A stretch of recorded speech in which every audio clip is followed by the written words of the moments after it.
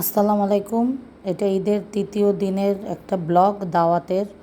আজকে আমি একটু রেডি হয়ে গেছি, যেহেতু আমার বাসায় কাজের বুয়া নেই তাই আমার রেডি হইতে দেরি হয়েছে, এছাড়া ব্লগটা দিতেও দেরি হয়ে গেছে। আজকে আমি একটা দাওয়াতে যাব। এই দাওয়াতটাও হচ্ছে ওনারা আমাদের তেমন কোনো আত্মীয় না, কিন্তু পরম আত্মার সাথে সম্পর্ক। ভাই ভাবির সাথে আমার খুবই ভালো সম্পর্ক, আমার হাজব্যান্ডের নিজের আত্মীয় স্বজনের চেয়েও ভালো। এজন্য ওনারা দাওয়াত দিলে আমি কখনো মিস করি না, কারণ ওনারা যে সম্মানটা আমাকে ভালোবাসাটা দেয় সেটা নিজের আত্মীয় স্বজনরাও দেয় না আমাকে এবং আমার হাজব্যান্ডকে। যাই হোক, আজকে অনেক দেরি হয়ে গেছে। আগেই বলে নিলাম যে আমার বাসায় কাজের লোক নেই, কাজ করতে দেরি হয়ে গেছে। আমি জানি না ভাই ভাবিকে কি বলবো। যাচ্ছি আর ভাবতেছি আর লজ্জা লাগতেছে, কারণ অনেকটা সময় চলে গেছে আমার বাসায়, কিন্তু রাস্তাটা এত ফাঁকা দেখে খুব ভালো লাগতেছে। আর ভাইকে আমি আগেই সরি বলে নিছি, ভাবিকে, যে আমার দেরির কারণটা আমি জানিয়েছি, বুঝিয়েছি। ওনারা আমাদের সাথে এতই ফ্রি যে ওনাদের কোনো সমস্যা হয় না।